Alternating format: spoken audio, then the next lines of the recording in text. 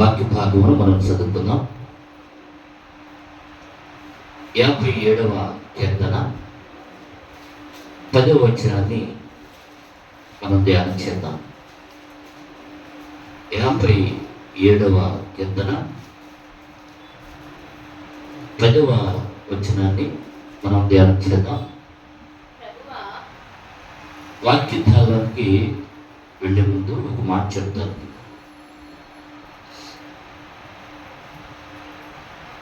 భర్తట జాకులు చేరుతూ భార్య ఇంట్లో కూర్చుని ఏం తోసట్లేదంటేను ఫోన్లు వచ్చిన కొత్తలో ఒక ఫోన్ కొనిపెట్టాడంట. విదేశాంట ఫోన్ కొనిపెట్టాడంట. అది లేనప్పుడు ఫోన్ మాట్లాడుతుందంట, ఉన్నప్పుడు ఫోన్ మాట్లాడుతుంది. లేనప్పుడు అంటే ఇంట్లో ఇబ్బందిగా ఉంటుంది కాబట్టి ఒకటే తల్లిదండ్రులతో అక్క చెల్లెలతో ఎవరితో చేసుకుంటుంది అనుకోవచ్చు. భర్త వచ్చి కూర్చున్నాడట, ఆఫీస్ నుంచి వచ్చి ఫోన్ మాట్లాడిందంటే ఎంతసేపు మాట్లాడిందంటే అర్ధగంట మాట్లాడిందంట. ఏంటమ్మా ఎంతసేపు మాట్లాడి మామూలుగా అయితే ఆమె గంట 2 గంటలు మాట్లాడతాను మాట్లాడి మొదలు.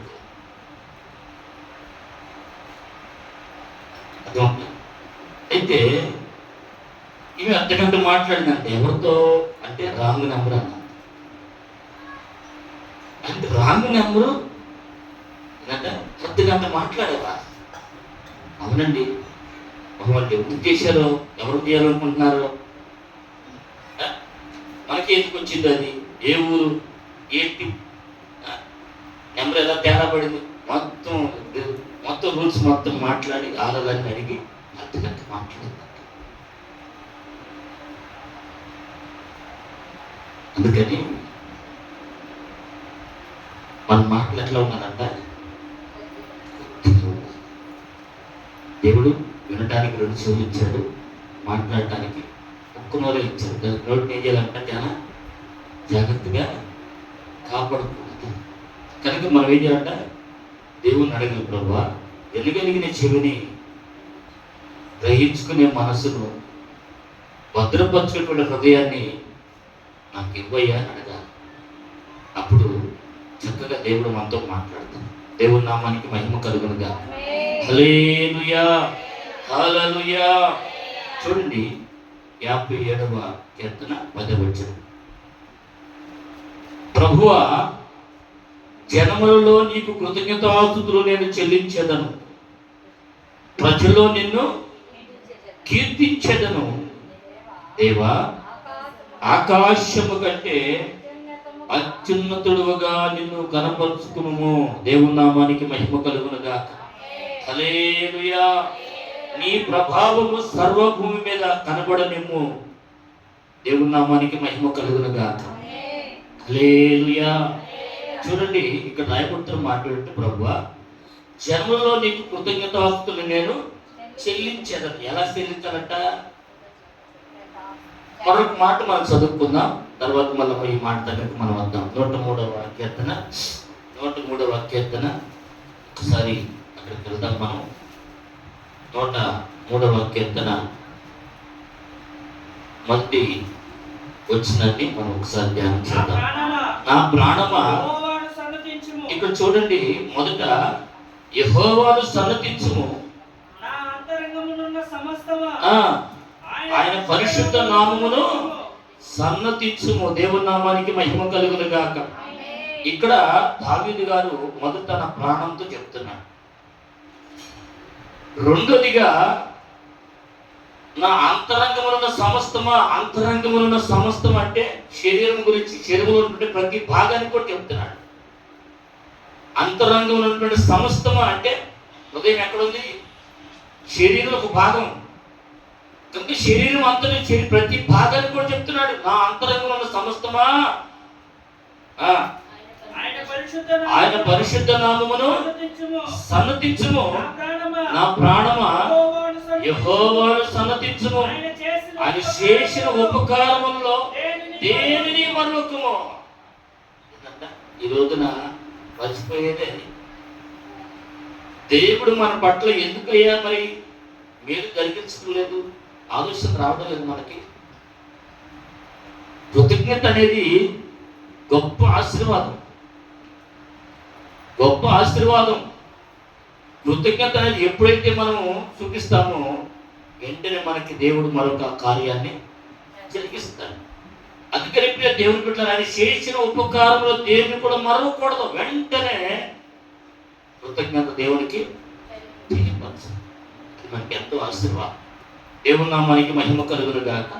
హల్లెలూయా.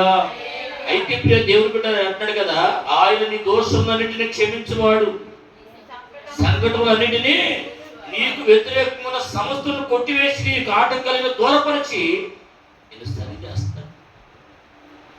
కనుక నువ్వేం చేయాలంట? ఆయన స్తుతించాలి, ఆయన్ని స్తుతించాలి. ఏమంట? నా ప్రాణము యెహోవాను సన్నుతించుము. ఇప్పుడు అడగండి, ఎక్కడికి? ఇప్పుడు అడగండి.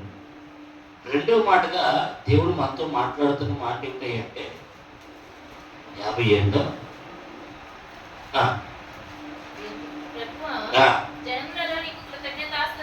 అక్కడేమో నా ప్రాణం అంటున్నాడు, నా అంతరంగంలో సమస్తం అంటున్నాడు. తన ప్రాణానికి చెప్పుకున్నాడు, శరీరంలో ఉన్న ప్రతి భాగానికి, తన అంతరంగానికి చెప్పుకున్నాడు.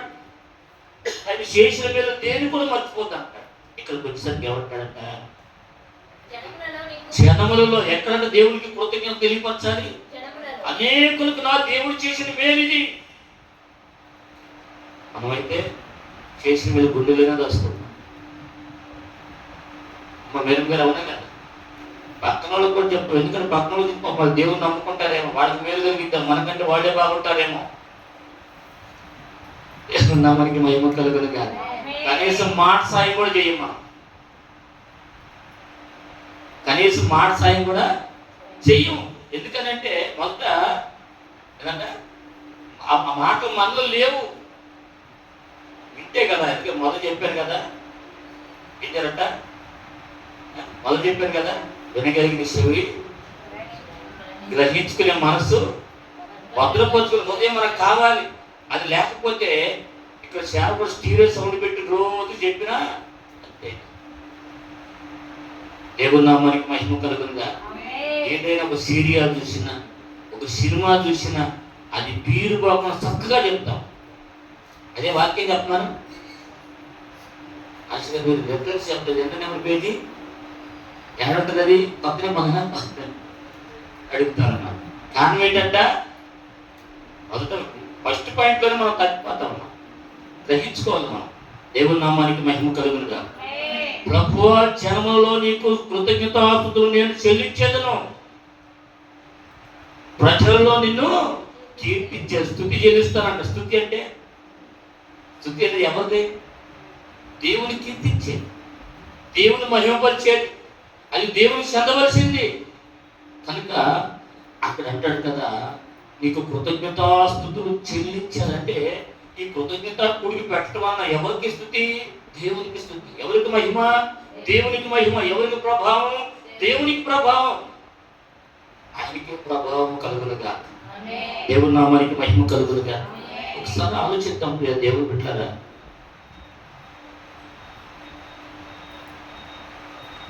ఎవరో ఒక బ్రదర్ చనిపోతే చూశాను నేను. ఆయన చనిపోతే ఆ కుక్క ఆయన మీద పడి ఏడుస్తుంది. కుక్కని మీరు చూసేది లేదు. ఈ రోజున మనుషుల కంటే జంతువులు పెంచుకున్నాయనిపిస్తుంది నాకైతే. ఆయన మీద దిగట్లా కిందకి డైరెక్ట్గా ఆయన మీద కూర్చునేక దాని ఆయన మీద పడుకుని కళ్ళకు నీళ్లు కాలుస్తుంది. జంతువులు మనుషుల పట్ల కృతజ్ఞత కలిగి ఉన్నాయండి. మనుషులు నిత్యము పోషించి నిత్యము కంచి వేసి కాపుదలు అనుభవిస్తున్నటువంటి దేవాతి దేవుని మాత్రం కృతజ్ఞతలు కలిగి ఉండలేదు. దేవుని నామానికి మహిమ కలుగునుగా. హల్లెలూయా, హల్లెలూయా. ఒకసారి ఆలోచించండి. యేసుక్రీస్తు వారు నిన్ను నన్ను మర్చిపోయే దేవుడు కాదు. ఆయన మనల్ని ప్రేమించాడు. ఆయన మన కొరకు లోకానికి వచ్చాడు. తండ్రి ప్రేమను మనకు కనపరిచాడు. ఒకసారి ఆలోచించండి.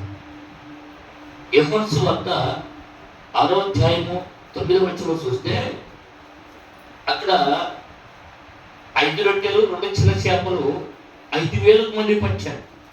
చదువుతారు ఒకసారి. 5,000 మందికి ఎలా పంచాడు? యోహాను సువార్త 6వ అధ్యాయము. ఇక్కడ ఉన్న ఒక చిన్నవాని యొద్ద, ఎవరి దగ్గర ఉన్నాయంట? ఇక్కడ ఉన్న ఒక చిన్నవాని యొద్ద 5 యావల రొట్టెలు 2 చిన్న చేపలు ఉన్నవి కానీ ఇంతమందికి ఇవి ఏమాత్రము అంటే ఒక డిస్కషన్ వచ్చేసింది, అక్కడ ఒక ఆలోచన వచ్చేసింది. అక్కడ రాయబడుతున్న మాట ఏంటంటే దేవుని బిడ్డలారా, డిస్కషన్ వచ్చేసింది. ఇది ఎలా జరిగింది? ఎంతమంది జనాంగం ఉన్నారు. ఉన్నదేమో 5 రొట్టెలు, అంతేనా? అక్కడ రాయబడిన మాట అనేది అంతేనమ్మా? 2 చిన్న చేపలు ఉన్నాయంట అక్కడ. ఎంతమందికి ఇవి ఏమాత్రమని. అవును కదా, మనం ఆలోచిద్దాం. మనం ఎవరికైనా ప్రేమ విందుంది లేదా ఏదైనా కృతజ్ఞత కొడుకు ఏదైనా తెప్పించేసినా ముందు లెక్కేసుకుని తయారు చేస్తాం, సిద్ధపరుస్తాం. కానీ అక్కడ అలా లేదు. అక్కడ యేసుక్రీస్తు వారు జిల్లును కూర్చోబెట్టాడు. అయితే ఇప్పుడు ఈ రొట్టెలు ఎవరి దగ్గర ఉన్నాయి? మ్యాగీ ఈ రొట్టెలు ఎందుకు ఎవరి దగ్గర ఉన్నాయి?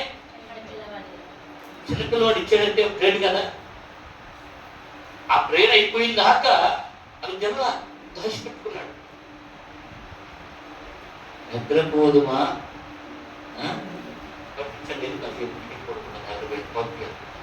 దేవుని నామానికి మహిమ కలుగునుగా. హల్లెలూయా. చూడండి, చిన్నవారు, పెద్దవారు, ముసలివారు, వృద్ధులు, ఇంకా మరీ ముసలివారు, నడవలేని వాడు, ఒకరు కాదు రకరకాల జనాంగం ఉన్నారు అక్కడ, అనేకులు ఉన్నారు. అయితే ఎవరి దగ్గర ఏం కనపడలేదు, కానీ వాళ్ళ దగ్గర మాత్రం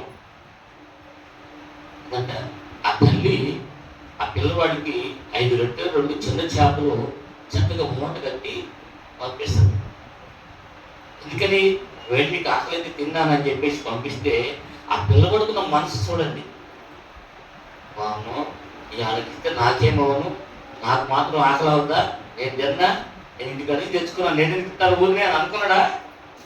అనుకోవాలి. ఈ రోజున ఎవరిని చూసినా ఎక్కడ గౌతమ్ కూడా వస్తాడు. వాడు ఎప్పుడు ఏదో తింటానే వస్తాడు. చేద్దాం అనుకో దుర్మని తిరుగుతారు. పిల్లలు ఎవరు చూసారు సరే ఇంకా తల్లిదండ్రులు ఏమంటారు? పెట్టమ్మా, పెట్టు, అందులో పెట్టు, అడుగుతున్న పెట్టు. నువ్వు పెట్టమనకుండా పెడితేనే అక్కడ కృతజ్ఞత. అందుకే అక్కడ అటువంటిగా ఆ బాలుడు చక్కగా 5 రొట్టెలు 2 చిన్న చేపలు నా దగ్గర నేను సెలవిచ్చున్నాడు. దేవుని నామానికి మహిమ కలుగునుగా. హల్లెలూయా, హల్లెలూయా. పరిపూర్ణంగా దేవుని బిడ్డలారా, ఆ రొట్టెలను చూడండి, అక్కడ రాయబడుతున్న మాట చూడండి. ఆ రొట్టెలను యేసుక్రీస్తు వారు ఏం చేశారంట? యేసు ఆ రొట్టెను పట్టుకొని ఎంతమంది ఉన్నారంట అక్కడ? ఇంచుమించు 5,000 మంది పురుషులు కూర్చుండేది. మరి స్త్రీలు, పిల్లలు, పెద్దలు ఎంతమంది ఉంటారు? వాళ్ళందరూ లెక్కలకు రాలేక ఓన్లీ స్త్రీలు మాత్రం లెక్క పెట్టారు. చూడండి, యేసుక్రీస్తు వారే కృతజ్ఞతాస్తుతులు చెల్లించి కూర్చున్న వారికి వడ్డించను. అలాగూ చేపలు కూడా వారికి ఇష్టమైనంత మట్టుకు వడ్డించను. వారు తృప్తిగా తినిన తర్వాత ఏంటంట? ఏమీ నష్టపడకుండా మిగిలిన ముక్కలు పోగు చేయడని తన శిష్యులతో చెప్పాను. కాబట్టి వారు భుజించిన తర్వాత వారి యొక్క మిగిలిన 5 యువల రొట్టెలను ముక్కలుగా పోగు చేసి 12 ఏంటంట? గంపలు నింపిరి. ఎంతమంది అన్నారంట? స్త్రీలే 5,000 మంది, మిగిలిన లెక్క. ఎంత సమృద్ధి కలిగిందని చూడండి. ఈరోజు మనం కూడా ఏంటంట? ప్రతి విషయంలో కూడా దేవునికి కృతజ్ఞతాస్తుతులు చెల్లించాలి. అందుకే మీరు కూడా కొన్నిసార్లు భోజనాలు వడ్డించే ముందు ఏం జరగని ప్రార్థన చేయాలి. ఏమని? ప్రభువా, ఇది మాకు ఇచ్చినటువంటి ఆతిథ్యాన్ని మీ చేయి పెడతాను. అక్కడ చేయడం మీద పెట్టి చక్కగా మీ పరిశుద్ధమైన హస్తాలు ఎప్పుడు దీవించబడటానికే ఎప్పుడు ఇష్టపడాలి. ఇంట్లోనైనంతే ఇంట్లోనే సరే ప్రభువా నీకు ఆహారం దీవించయ్యా, ఆశీర్వదించు, పరిశుద్ధపరచు, కొంచెం మాకు ఆరోగ్యం, వాళ్ళకు శక్తిని అనుగ్రహించు. ఈ ఆహారంలో ఎంతో మంది బాధపడుతున్నారు ప్రభువా, వారికి కూడా ఈ ఆహారం మరి అనుగ్రహించమని యేసునామములో వచ్చిన తండ్రి ప్రార్థించారు. ఎవరైనా అమ్మగారు ప్రార్థన చేసుకుంటున్నారా? చేసుకుంటారా? నా జనులు ప్రార్థించుకే ఆహారము తింటారని చెప్తాడు యేసయ్య. కొంతమంది ప్రార్థన కూడా చేసుకోరు అన్నం తినేటప్పుడు. ఉన్నారా ఎవరన్నా? తినేవాడు చాలా మంది ఉన్నారు. దేవుని నామానికి మహిమ కలుగునుగా. హల్లెలూయా. మత్తయి సువార్త 15వ అధ్యాయము 36వ వచనం ఒకసారి చూద్దాం. మత్తయి సువార్త 16వ అధ్యాయము 36వ వచనంలో కూడా ఆ మాట రాయబడుతుంది. 36వ అధ్యాయంలో కూడా అక్కడ 34వ వచనం, యేసు మీ యొద్ద ఎన్ని రొట్టెలు ఉన్నవని వారిని అడగగా వారు 7 రొట్టెలను కొన్ని చిన్న చేపలు ఉన్నవని చెప్పారు. అప్పుడు ఆయన నేల మీద కూర్చుండని జనసమూహములకు ఆజ్ఞాపించి ఆ 7 రొట్టెలు ఆ చేపలను పట్టుకొని కృతజ్ఞతాస్తుతులు చెల్లించి వాటిని విరచి తన శిష్యులకు ఇచ్చాడు. శిష్యులు జనసమూహములకు వడ్డించాడు. వారందరూ తిరిగి తృప్తి పొందిన మీద మిగిలిన మొక్కలు 7 గంపలు నిండా, అప్పుడు ఎన్ని? 5 రొట్టెలు 2 చేపలేమో 12 గంపలు కట్టారు. ఇక్కడ 7 రొట్టెలు ఏంటంట? కొన్ని చిన్న చేపలు ఎన్ని గంపలు కట్టారంట? 7 గంపలు కట్టారు. స్త్రీలను పిల్లను గాక తినిన వారు 4000 మంది పురుషులు. దేవుని నామానికి మహిమ కలుగునుగా. ఇంత సమృద్ధి ఎక్కడి నుంచి వచ్చిందంట అంటే యేసు క్రీస్తు వారు ఆ రొట్టెను ఆకాశంలోకి ఎత్తి తండ్రికి ప్రార్థన చేసి కృతజ్ఞతాస్తుతులు చెల్లించారు. మనం కూడా ప్రతి విషయంలో ఏం చేయాలంటే మనం యేసు క్రీస్తు వారి నామమున తండ్రికి కృతజ్ఞతాస్తుతులు చెల్లించి అప్పుడు వడ్డిస్తే ఏంటంట ఒకటిగా అనేకముగా మార్చబడతాయి. ఒకటే అనేకముగా అక్కడ కూడా వచ్చే మధ్య జరిగిందండి. కనుక కృతజ్ఞతలో ఎంతో గొప్ప ఆశీర్వాదం ఉందో ఒకసారి ఆలోచించండి. దేవుని నామానికి మహిమ కలుగునుగా. హల్లెలూయా. అందుకని మన మీటింగ్ పెట్టినప్పుడు ఒక సేవకుని పంపించి ప్రార్థన చేపిస్తుంది. ఎందుకంటే ఎక్కడ తగ్గటానికి లేదు, అంత సమృద్ధే. దేవుని నామానికి మహిమ కలుగునుగా. హల్లెలూయా, హల్లెలూయా. కనుక ప్రియ దేవుని బిడ్డలారా, మనం ఎందుకు దేవునికి కృతజ్ఞతాస్తుతులు చెల్లించాలి? ఇంతవరకు దేవునికి చేసినటువంటి ఉపకారం దేని కూడా మర్చిపోకుండా ప్రతి విషయంలో కృతజ్ఞతాస్తుతులు చెల్లించాలని, నా ప్రాణమా యెహోవా నామమును స్తుతించమని, నా అంతరంగమున సమస్తమా ఆయన నిన్నదా అలా అన్నిటి విషయంలో కృతజ్ఞతాస్తుతులు చెల్లించాలి. ఎందుకు చెల్లించాలి? కృతజ్ఞతాస్తుతులు ఎందుకు చెల్లించాలి? 106వ కీర్తన 106వ కీర్తన 47వ వచనం ఒకసారి చూడండి. 106వ కీర్తన చదువుతాను. నా దేవా మమ్మల్ని రక్షింపుము. దేవుని ఆయన నామం ఎటువంటిదమ్మా? పరిశుద్ధ నామము. ఆయన పరిశుద్ధుడు, ఆయన పరిశుద్ధుడు. ఒకసారి లేవీయులకు రాసిన లేవీయ కాండంలోకి వస్తే 19వ అధ్యాయం 1-2 చదవంటారా? లేవీయ కాండము 19వ అధ్యాయము 1-2 వచ్చిన ఒకసారి చూడండి.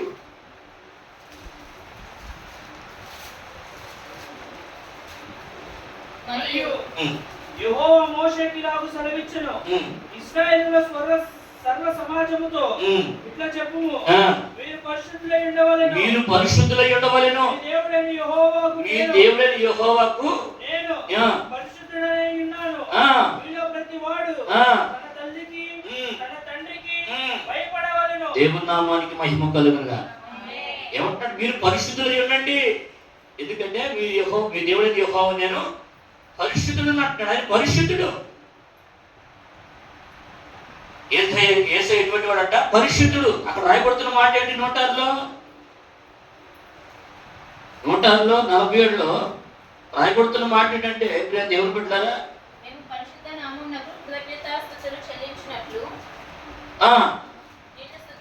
యెహోవా మా దేవా మధ్యన అవును. మమ్మల్ని రక్షింపుము, మేము నీ పరిశుద్ధ నామమునకు కృతజ్ఞతాస్తుతులు చెల్లించినట్లు నిన్ను స్తుతించుచు మేము అతిశయించినట్లు అన్ని జనుల నుండి మమ్మల్ని పోగు చేయము. చూడండి ఇక్కడ దేవుని బిడ్డలారా, అన్ని జనులు అంటే ఎవరు? ఎవరమ్మా? మనమే. అన్ని జనులు అంటే ఎవరంట? మనమే. అన్నాడు అన్ని జనులను పోగు చేయము. ఏం చేస్తున్నా వాక్యం కాకుండా? అన్ని జనుల నుండి మమ్మల్ని పోగు చేయము. ఇశ్రాయేలు దేవుడైన యెహోవా యుగ యుగములన్నిటిని స్తుతించును గాక. ఎవరు? అన్ని అంటే ఎవరికి? మనమే. ఎక్కడి నుంచి వచ్చాం మనం అంటే మనం దేవుడు పోగు చేసాడు మనల్ని. అక్కడ వారు మనం ఇక్కడికి వచ్చాం. ఒకప్పుడు దేవుడిని ఎరగని వారు మనం, దేవుడు అంటే తెలియని వారు మనం. అందుకని అన్ని జనులు పోగు చేయమని అంటున్నాడు. అయితే ఇప్పుడు దేవుని బిడ్డలకు మనం నేర్చుకోవాల్సిన మాట ఏంటంటే, దేవుని యొక్క నామం ఎటువంటిదంట? పరిశుద్ధ నామము. ఏ నామం అంటది? పరిశుద్ధ నామం. అందుకంటే నేను పరిశుద్ధులై ఉన్నాను కనుక మీరు కూడా పరిశుద్ధులై ఉండండి. యేసుక్రీస్తు వారి బిడ్డలు ఎలా ఉండాలంట? పరిశుద్ధంగా ఉండాలి. దేవునికి ఎందుకు కృతజ్ఞతాస్తుతులు చెల్లించాలంటే ఆయన పరిశుద్ధుడు కనుక. ఆయన పరిశుద్ధ నామం మనం గణపరచాలి, స్తుతించాలి, కొనియాడాలి, మహిమపరచబడాలి. ఎందుకంటే ఆయన నామము పరిశుద్ధ నామము కనుక. మన దేవుడు ఎటువంటి దేవుడు అంట? ఆయన పరిశుద్ధుడు. ఎవరు చూసుకుని కూడా ధైర్యం చెప్పగలిగిన ఏ నామంలో కూడా లేదు. అందుకని ఆయన ఆ నామం ఏంటంటే పరిశుద్ధమైన నామం. ఆ నామం చాలా ఆలోచించండి. ఏ దేవుడైనా నేను పరిశుద్ధుడని ఎక్కడ రాయబడిందా? అందుకే మన దేవుడు పరిశుద్ధుడు. అందుకే తన బిడ్డలకు మనం కూడా ఎలా ఉండాలంట? పరిశుద్ధముగా ఉండాలి. దేవుని నామానికి మహిమ కలుగునుగా. అందుకని దేవుని బిడ్డగా యేసుక్రీస్తు వారిలో పాపం లేదు. అందుకని అంటాడు కదా, నాలో పాపం ఉన్నదని మీరు ఎవరైనా చూపించగలరా? ఎవరి వల్ల కాలా? ఎవరి వల్ల కాదు. ఆయనలో పాపం ఉన్నదని నిరూపించడానికి ఎవరి వల్ల కాలేదు. సైనికుల వల్ల కానీ, న్యాయాధిపతుల వల్ల కానీ, ప్రజల వల్ల కానీ ఎవరు కూడా రూపించలేకపోయారు. ఆయన ఏ నేరం చేశాడని, ఏ నేరం చేసి ఉన్నాడని అక్కడ ఉన్నటువంటి న్యాయాధిపతి వాళ్ళు కూడా కాదు. సిలువేని చెప్పిన ప్రజల వాళ్ళు కూడా కాదు. దేవుని నామానికి మహిమ కలుగునుగా. హల్లెలూయా, హల్లెలూయా. చూడండి ప్రియ దేవుని బిడ్డలారా, అందుకే ఆయనకు అంత ప్రత్యేకత. ఆయన బిడ్డలమైన మనకు అంత ప్రత్యేకత. దూషించేవాళ్ళు దూషిస్తున్నారు, నిందించేవాళ్ళు నిందిస్తున్నారు, పాపం చేసేవాళ్ళు ఉన్నారు. లేదని నేను అనట్లేదు. వాటిని బట్టి మనల్ని బట్టి మన కొన్నిసార్లు లోకంలోకి వెళ్ళడం వలన, లోకానుసారమైన క్రియలు జీవించడం వలన ఈరోజు నిజమైన దేవుని బిడ్డలు కూడా విలువ ఉండటం లేదు. యథార్థంగా జీవించే పరిశుద్ధులైన క్రైస్తవులు కూడా విలువ ఉండటం లేదు. కారణం ఏంటంటే మన క్రియలు అలా ఉన్నాయి కనుక మన దేవుడు అటువంటి వాడు కాదు. ఆయన పరిశుద్ధుడు. ఆయన నామం పరిశుద్ధమైనది. ఆయన ఏమంటున్నాడు? తన బిడ్డలకు మనం కూడా ఎలా ఉండాలంట? పరిశుద్ధంగా ఉండాలని కోరుకుంటున్నాడు. యెషయా గ్రంథము 6వ అధ్యాయము 1-2 వచనాలు మనం చూస్తే అక్కడ రాయబడుతున్న మాటలు ఒకసారి చూస్తారా మీరు? యెషయా గ్రంథము 6వ అధ్యాయము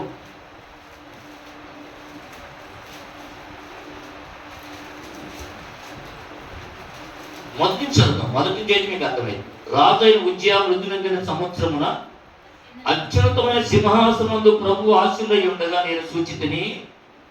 ఆయన చొక్క ఈ అంచులు దేవాలయం నిండుకొని ఆయనకు పైగా శరాబులు నిలిచి ఉండేది. ఒక్కొక్కరికి 6 రెక్కలుండెను.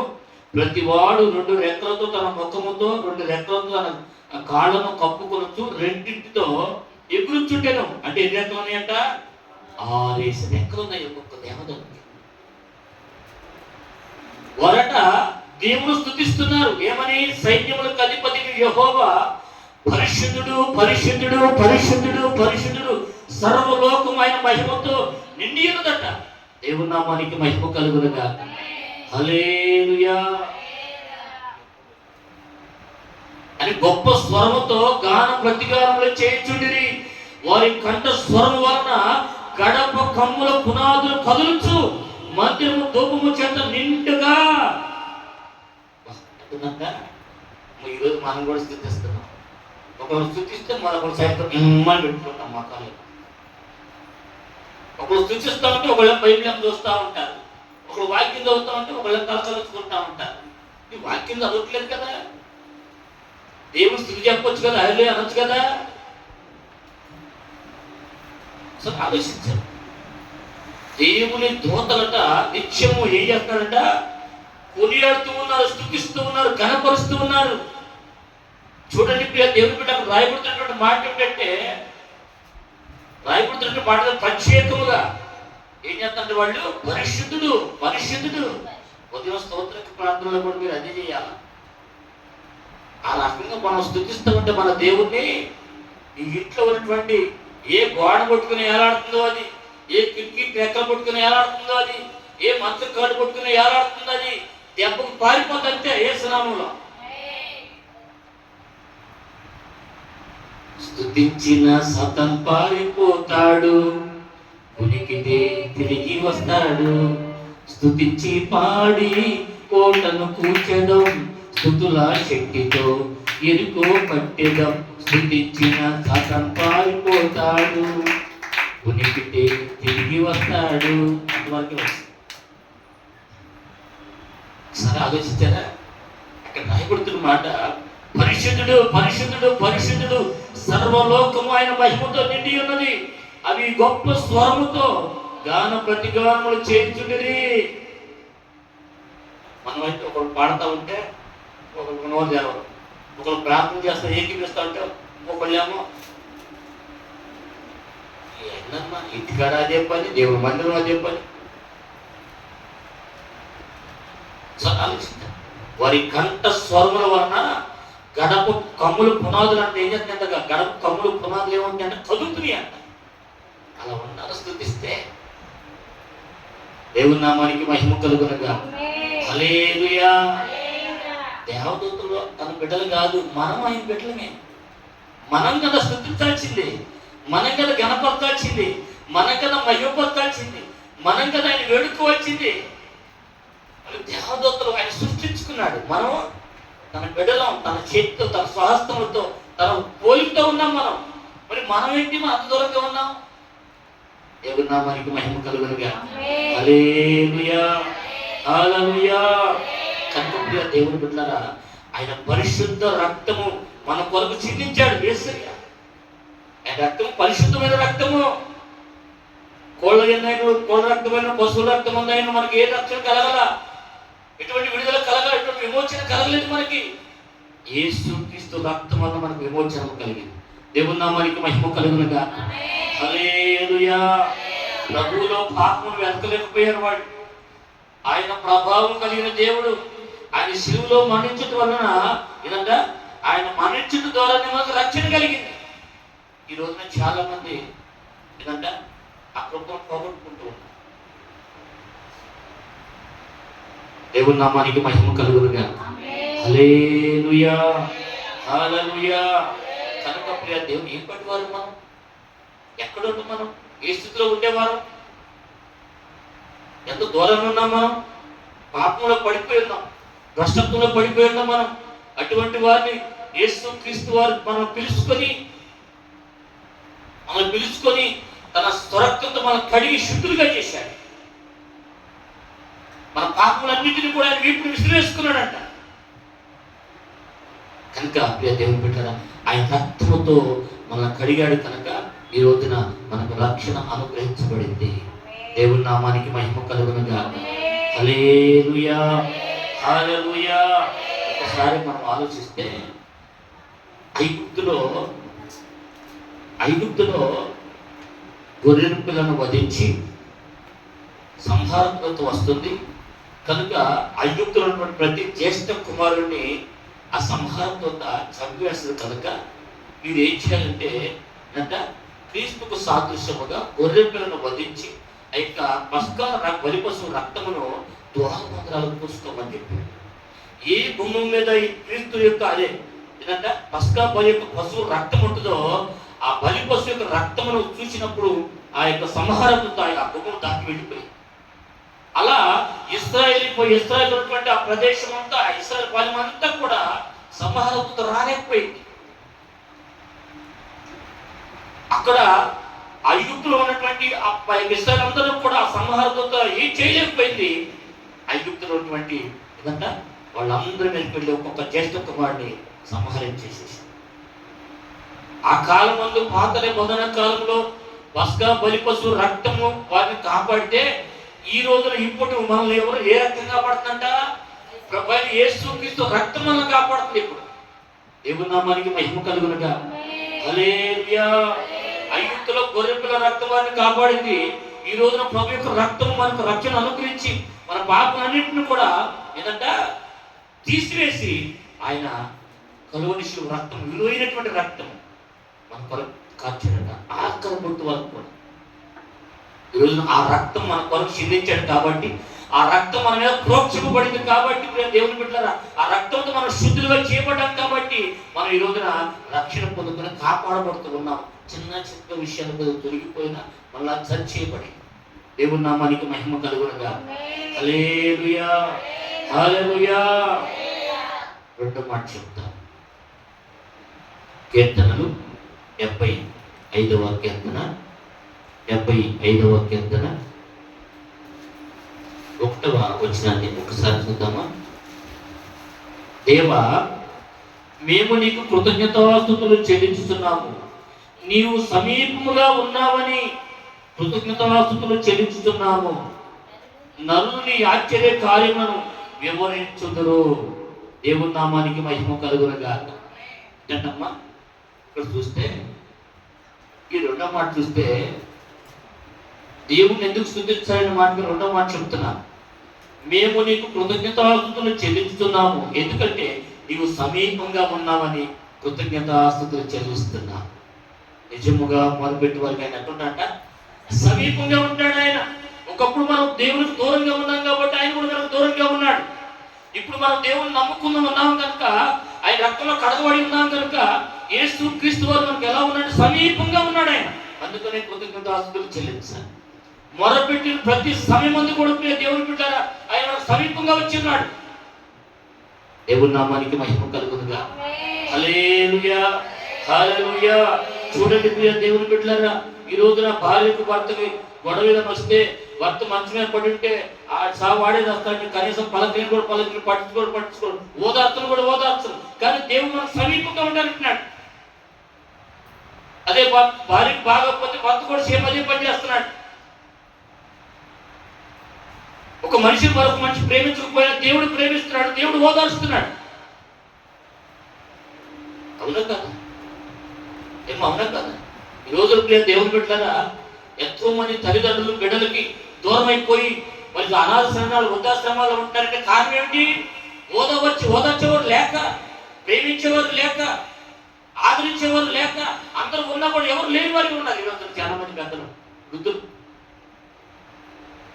కానీ దేవాది దేవుడు మాత్రం మనకు సమీపంగా ఉన్నాడు. ఎవరు విడిచిపెట్టకపోయినా ఆయన మాత్రం మనం విడిచిపెట్టే దేవుడు కాదు ప్రియ దేవుడు బిడ్డలారా. అందుకని ప్రతి విషయంలో కూడా దేవునికి కృతజ్ఞత కలిగి ఉండాలి, కృతజ్ఞతాస్తుతులు చెల్లించాలి. అది జనంలో స్తుతించాలి, ఈ అంతరంగాన్ని చెప్పుకోవాలి, ప్రాణాన్ని చెప్పుకోవాలి. ఒకసారి ఆలోచించాను. దేవుని నామానికి మహిమ కలుగునుగా. హల్లెలూయా, హల్లెలూయా.